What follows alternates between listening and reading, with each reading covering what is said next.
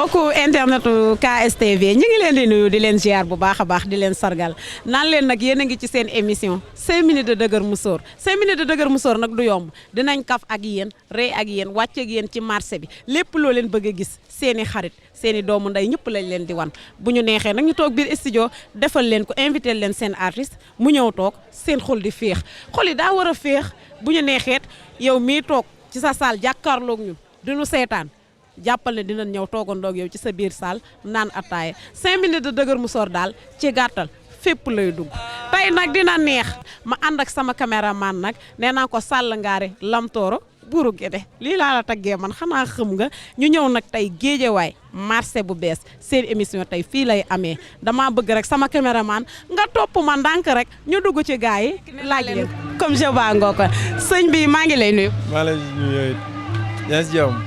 tur bi nan la. man Tayiru laa tudd quoi Tayiru waa Tayiru dañ bëggoon a xam yow Diop Fall ak Waaju Baax kan moo la gën a neex. Diop Fall ak Waaju Baax non Diop Fall moom du moroom Waaju Baax moom duñu benn sax. da ngay wax kay. non duñu benn.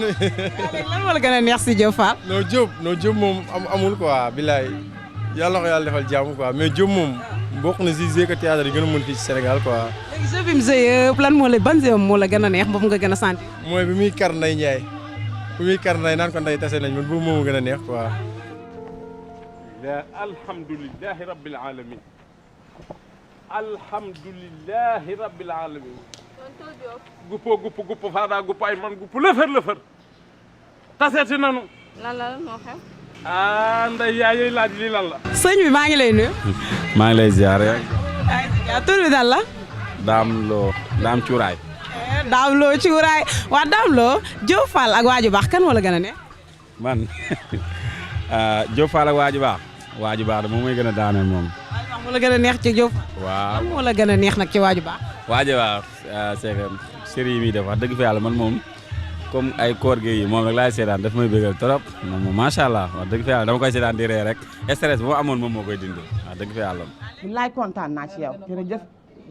mu xool billaay lii nag xeeb naa ko trop mukk duma ko laal mukk duma ko laal lii duma ko laal ceeb baa nga ne ay dawlu ñu jeexul ba ci dee nga fay courant beeg ndox mi duma ko laal mukk duma ko jël ay jaañ duma ko jël duma ko laal billaay dana jeex lépp ko bëgg yàlla dana jeex mukk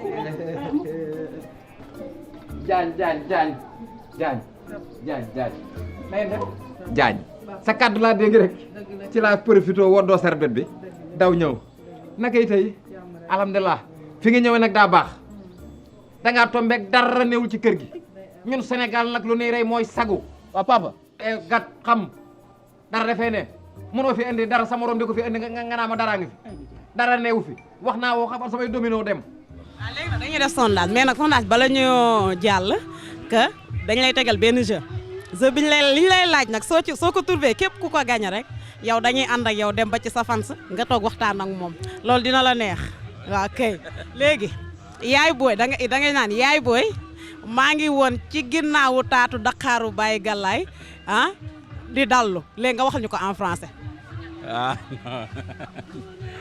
loolu mën ma ko en français. ba tey rek nee naa ko ñu ngi ci duñu sonn duñu taayel ñu ngi ci yéen ñu jàkkaarloo ko sëñ bi mu nekk moom di liggéey fii sëñ bi ñu ngi lay nuyu. fay naa leen. tur bi nan la. Jibi waa Jibi yow Waaju Baax ak Diop Fall kan moo la gën a. Waaju Baax xanaa Waaju Baax daf may daana de. lan moo la gën a neex ci Waaju Baax. Waaju Baax moom xool ko rek ay ree daf may jàpp daf may kontaan loo quoi xool ko nii rek te waxul.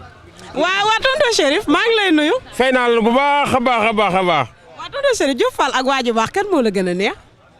ñoom ñaan ñëpp de li ñuy wax cuq na am na koo ci gënal koo ci.